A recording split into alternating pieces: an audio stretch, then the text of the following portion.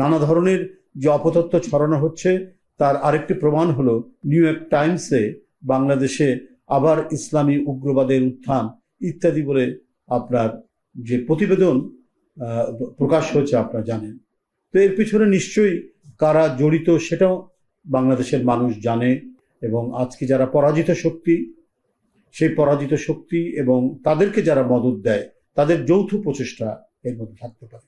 আমরা বাংলাদেশে বসবাস করি, বাংলাদেশের কোটি কোটি মানুষ, বাংলাদেশের যারা নাগরিক, তারা তো কেউ জানে না এখানে উগ্রবাদের হয়েছে, উত্থান হয়েছে কোথায়, কোন এলাকায়, কোন মহল্লায়, কোন গ্রামে। এখানে যারা ধর্মপ্রাণ মানুষ তারা উপাসনালয়ে যাচ্ছেন, মসজিদ, মন্দির, প্যাগোডায়। যারা অন্যান্য সাংস্কৃতিক কর্মকাণ্ডের মধ্যে রয়েছেন তারা তাদের সাংস্কৃতিক কর্মকাণ্ড করছেন, বরং ফ্যাসিবাদের ছোবল নেই, বিষাক্ত ছোবল নেই। মানুষ একটু নির্বিঘ্নে তার ধর্ম পালন করতে পারছে, মানুষ তার দৈনন্দিন কাজকর্ম করতে পারছে, পেশাজীবীরা তাদের যে পেশা সেই পেশায় নিয়োজিত থাকতে পারছে। এমনকি আমরা রাজনৈতিক দলগুলো যারা আন্দোলন সংগ্রামে গণতন্ত্রকে উদ্ধারের জন্য কাজ করেছি, তারাও মোটামুটিভাবে আমরা বলতে পারি যে এই এখন পর্যন্ত কিছুটা হলেও আমরা কথা বলতে পারছি, যেটা শেখ হাসিনার আমলে সম্ভব ছিল না। হ্যাঁ, গণতন্ত্রে তো কথা বলাও যাবে, কথা নিয়ে আলোচনা সমালোচনাও করা যাবে, এটাই তো গণতন্ত্রের প্রধানতম শর্ত, সেগুলো রয়েছে। কিন্তু এই যে বিশ্বব্যাপী অপতথ্য ছড়াচ্ছেন যারা, তারা ইতিপূর্বেও করেছে। বিএনপি যখন ক্ষমতায় অথবা বিএনপি অপোজিশনে থাকলেও নানাভাবে কালিমালিপ্ত করার জন্য তারা নানা ধরনের প্রচেষ্টা চালিয়েছে, এবং তারা যে এই প্রচেষ্টাটা চালিয়েছে চক্রান্তমূলকভাবে, এটা আবার তাদেরই মুখ থেকে, তাদের দোসরদের মুখ থেকেই বেরিয়ে এসছে।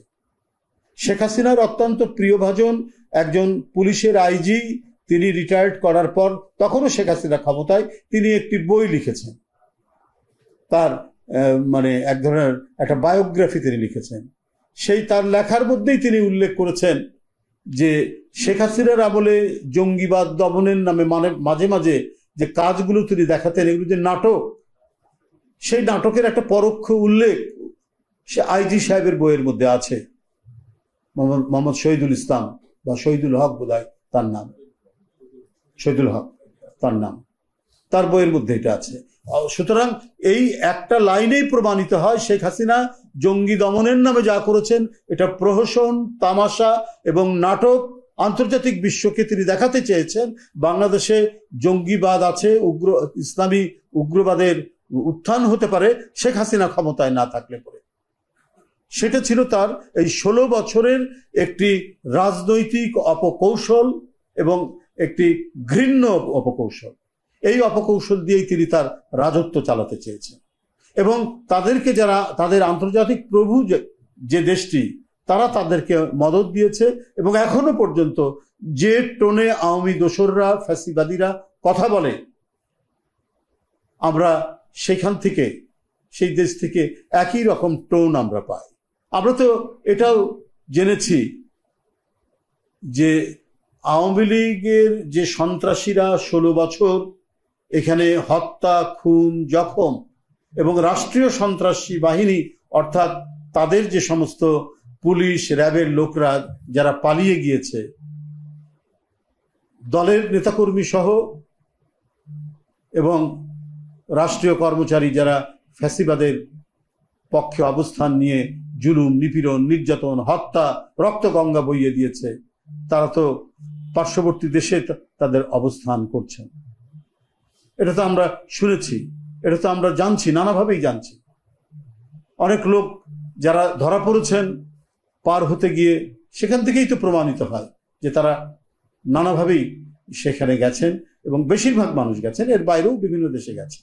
তো সুতরাং তারা তো বসে নেই, তাদের অনেক টাকা, অনেক কালো টাকা, এবং এই টাকা তারা খরচ করছেন নানাভাবেই বিভ্রান্ত রটানোর জন্য। বিভিন্নভাবে তারা সেই টাকাগুলো ব্যবহার করছেন বাংলাদেশের ভাবমূর্তিকে টার্নিশ করার জন্য। আঙ্গুল দিয়ে দেখান তো দেখি যে বাংলাদেশে কে কোথায় কোন জায়গায় জঙ্গিবাদের উত্থান হয়ে একটা বড় ধরনের কোনো ঘটনা ঘটেছে। এত টাকা তারা করেছেন, এত অবৈধ উপার্জন করেছেন, এত লুটপাট করেছেন, সেই টাকা তারা এখন এই দেশের ভাবমূর্তিকে কলঙ্কিত করার কাজে চেষ্টা করছে। আজকেই একটি খবর, মানে মানে টাকার একটি ছোট্ট ঘটনার কথা বলি। 20% জায়গা জেলা পরিষদে, সেটা দখল করেছিলেন হচ্ছে তৎকালীন মেয়র তাপস রায়। সেখানে 10 তলার বিল্ডিং শুরু করেছে, সিটি কর্পোরেশনের মধ্যে সেটা দখল করেছেন। এখন জেলা মানে পরিবর্তন হয়ে গেছে, তাপস নেই, কোথায় আছে কেউ জানে না, পালিয়ে গেছেন। কিন্তু তারপরেও এখনো পর্যন্ত জেলা পরিষদকে সেই জমিটা ফেরত দেওয়া হয়নি। তার মানে আমাদের প্রশাসন ও দোসররা এখনো বসে আছেন। আমরা যে বারবার এই কথাটা বলি, এটা তো মিথ্যা কথা নয়।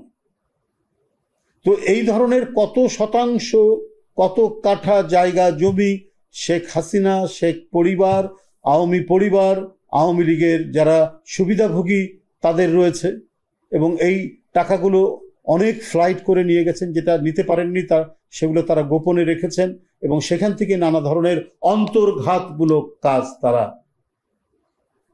করে যাচ্ছেন বা করবার আমরা মাঝে মাঝেই ঘোষণা শুনি। কখনোই অনুতপ্ত হওয়ার, শেখ হাসিনার যে কয়েকটি বক্তব্য ভাইরাল হয়েছে আপনারা দেখেছেন, কোথাও অনুতপ্ত হওয়ার আমরা কোনো নিদর্শন পাইনি। প্রত্যেকটা হচ্ছে প্রতিশোধ নাও, ধরো মারো।